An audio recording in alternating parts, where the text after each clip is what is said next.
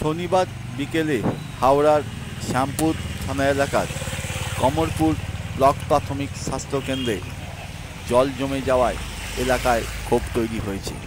এর ফলে হাসপাতালের ভেতরে যেতে আসতে অসুবিধে হচ্ছে। নিকাশি ব্যবস্থা ঠিক না থাকায় এই জল বলে মনে করছে এলাকার বাসিন্দা। অভিযোগ উঠছে বিভিন্ন ক্ষেত্র থেকে। খবর.com রিপোর্ট, হাওড়া।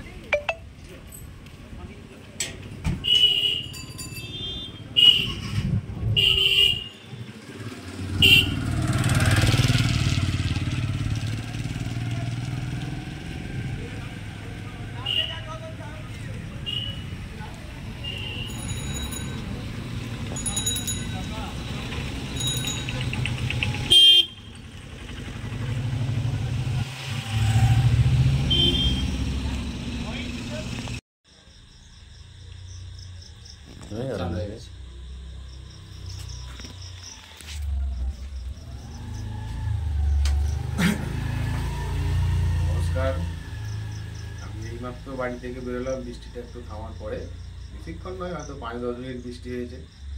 কিন্তু কমলপুর বাগনান 68 নম্বর রুটে চলছে, সর্বত্র চলছে। দিদির বদান্যতায় ইংল্যান্ডের ছোঁয়া আমরা সব জায়গাতেই দেখতে পাচ্ছি।